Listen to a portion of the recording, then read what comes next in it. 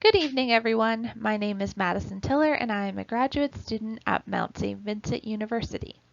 Today, I'm going to be discussing the use of systems theory in public relations practice. While learning about various management and organizational theories, this theoretical framework truly stood out to me as being incredibly relevant to my role as a communications professional and was something I wanted to explore further. Now, a quick overview of the topics I will be discussing. First, I will attempt to answer the question, what is systems theory? Then, I will examine the basic concepts of crisis and consensus in an attempt to understand how these terms lay the groundwork for the relationship between systems theory and public relations. This will be followed by an examination of the history of systems theory in relation to PR. Next, we will look at the basic applications of systems theory to public relations and conclude by considering why systems theory is an important paradigm for public relations research. So, what is systems theory? As scholar T.J. Roach explains, according to systems theory, all biological entities, commercial organizations, or social institutions are a part of a system. This system is composed of three main elements: the organization or organism, its environment, and its goals.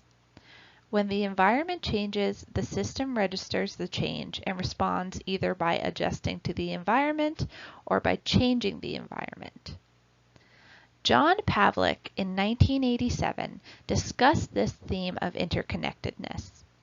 Systems are by definition whole, says Pavlik. They are not merely a collection of unrelated parts, but rather an integrated whole. Every part is to a degree interdependent. Thus, a change in a part causes change throughout the system. So, why are these parts interdependent? An example given by Phillips suggests when entity A is related to entity B, it gains some property, P. As a result of the relationship, outside of the relationship, entity A does not have P property and is therefore not A. According to E.L. Toth, for organizations to be effective, they must concern themselves with the environment if they are to survive. The system's focus is on the means rather than the ends to achieving the ends, such as the input, throughput, and output that will maintain an organization. Originating from Greek and Latin terms meaning decision or discrimination, in English the term crisis became designated as a turning point in a disease, or the point in the course of a serious disease at which a decisive change occurs, leading to recovery or death. Of course, we know crisis to be used in different circumstances now, but that was the origin. The term consensus was first used in the English language as a medical term meaning health or the consensus of the organs of the body, essentially the opposite of crisis. While crisis indicates chaos, consensus indicates an agreement and a sense of calm. So, how do these two words relate to systems theory and public relations?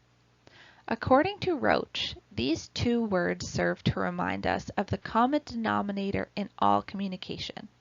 No matter how we say it, everything we say must fall on one side of the scale or the other, moving us towards consensus or crisis. When the environment changes, the system registers the change and responds either by adjusting to the environment or by changing the environment. If the adjustment is successful, consensus is maintained. If not, crisis is reached. Based on its ability to recognize and adapt to change, the system either survives or expires. In public relations, we understand systems theory in terms of an organization interacting with its publics in order to survive and prosper. It is the public relations practitioner's responsibility to evaluate and respond to the environment in order to move the organization towards consensus and away from crisis.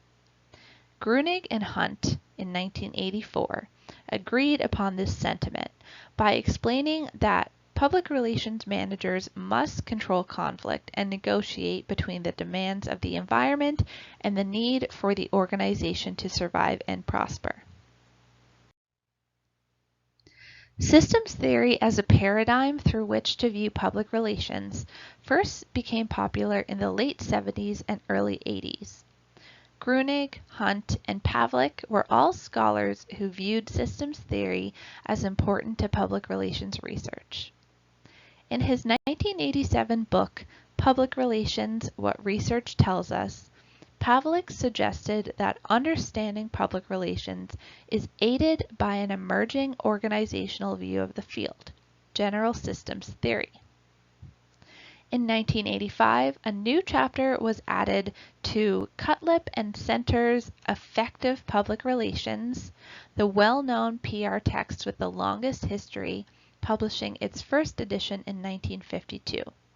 This chapter added in 1985 was called Adjustment and Adaptation, a theoretical model for public relations which employs systems theory. Similarly, Gruenig and Hunt and Nagar and Allen used a systems perspective in their public relations texts as well. In public relations, we understand systems theory in terms of an organization interacting with its publics in order to survive. The adjustments made in order to maintain consensus within a system require feedback. If a system does not receive feedback from its publics, it cannot make wise adjustments, according to Roach. Public relations practitioners help elicit this feedback and make the necessary adjustments in order to keep the organization on track with its environments. As previously mentioned, Gruenig and Hunt believe it is the PR manager's role to control conflict and negotiate between the demands of the environment and the need for the organization to prosper. For example, if an organization was a living organism, the public relation practitioners would be the control center, needed in order to maintain homeostasis. And I'm sure you're all familiar with Gruenig's 4 models of public relations, and specifically his idealistic two-way symmetrical model of communications. The foundation of this model revolves around using equal two-way communication between an organization and its stakeholders to resolve conflict and promote mutual understanding and respect between the organization and said stakeholders. Sound familiar? According to Toth, this two-way symmetrical model is directly related to systems theory. For an organization to maintain consensus, it must not only communicate to its environment, but place an importance on receiving feedback as well. It is all about the give and take of an organization and its environment in order for an organization to survive. While there are some concerns with using systems theory as a prominent theory to examine public relations, for example, Pearson states in a 1990 article that, in conclusion, it is not clear what the adoption of systems theory will mean for public relations.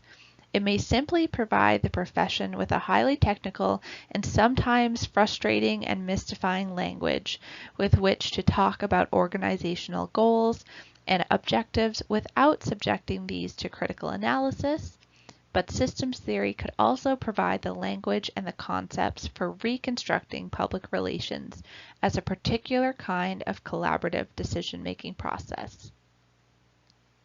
I think it's easy to see the connection between systems theory and public relations practice. PR practitioners exist for the purpose of maintaining the relationship between an organization and its environment. This would not be needed if an organization was totally disconnected from that environment. Terms such as crisis communication or stakeholder engagement are just a couple of examples of how systems theory has helped shape public relations practice. We cannot look at an organization as being separate from its environment. We must do our best to maintain consensus and avoid crisis by monitoring and responding to our environments at all times. Thank you all very much. I hope you enjoy the rest of your day, and thank you for watching.